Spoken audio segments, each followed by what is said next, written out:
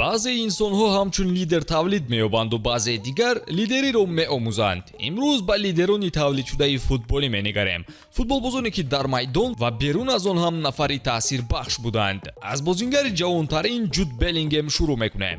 Беллингем ҳанӯз 20 сол дорад, аммо ҳар бори ба майдон баромаданаш лидерии худро нишон медиҳад. ӯ бо рӯҳияи худ рақибонро дар ғафлат мегузорад ва ҳамдастаҳояш ба синни хурдаш нигоҳ накарда ба ӯ гӯш медиҳанд. Беллингем бо ҳар бор садо баровардан ба дигарон мотиватсия медиҳад ва роҳнамоӣ мекунад. футбол ба ин чиз намешавад, бахусус дар вақти бозиҳо. фаромӯш намекунем ки Беллингем дар Дортмунд замоне бо дастбанди капитанӣ ҳам бозӣ карда буд. ҳамзамон соли 2021 оиди ноадолатиҳо дар Дер Классикер натарсида ҳарф зада буд ки он вақт 18 сол дошт. ин бача ҳақиқатан лидери бузург мешавад ва баъди соле сарвонии Реал Мадридро ба дӯш хоҳад гирифт. дӯстон, навори мо бо дастгирии ширкати Yagex омода шудааст. рақобатҳои футболӣ ва дигар навъи варзишро бо хизматрасониҳо ва коэффициентҳои баланди ширкати Yagex боз ҳам ҷолибтар гардонед. он ҷо регистратсия осон буда пардохт аз тамоми гӯшаи канори дунё бароятон дастрас мебошад. ана барои обуначиёни канали Футбародарон бошад, иқдоми махсус омода намудаанд ки дар аввалин пардохт бо помакоди тачфут ба ҳисоби шумо то $100 бонус дода мешавад. силкаи заруриро дар комментария мегузорем. ба ҳама муваффақият. футболбози навбатӣ Серхио Рамос ӯ лидери ҳақиқӣ аст. нафари якум дар бобати ҳимоя аз ҳамдастаҳояш.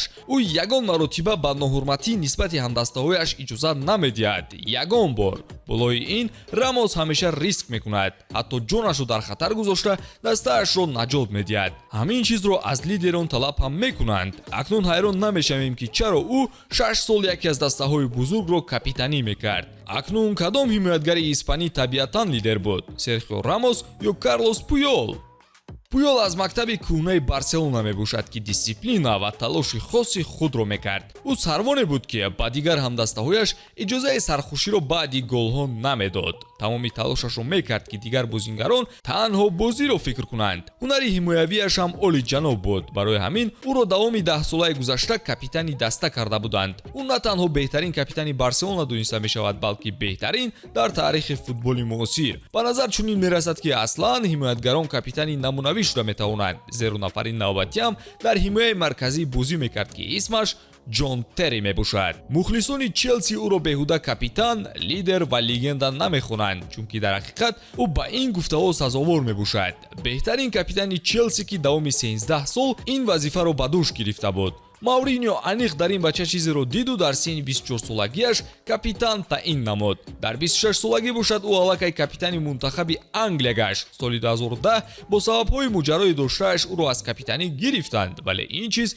дер давом накарду баъди як сол боз дастбанд ба ӯ супорида шуд. он насли футболии Англия лидерони зиёде дошт. масалан, агар Ҷерардро ҳам гирем, ӯ дар дастааш нақши калоне мебозид. ӯ ҳанӯз 23 сол дошт вақте дар Ливерпул капитан таъин шуд. дар дастаи бузурге мисли Ливерпул капитан будан ҳеҷ тарсе ба ӯ намедод.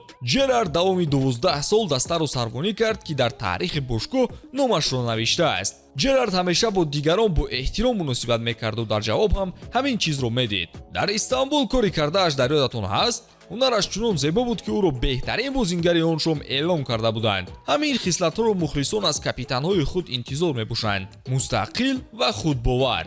ба андешаи шумо кадом футболбози имрӯза лидери дастааш буда вазифаи капитаниро хуб иҷро дорад? ҳатман дар комментария қайд кунед ва навори ҷадидро мунтазир бошед.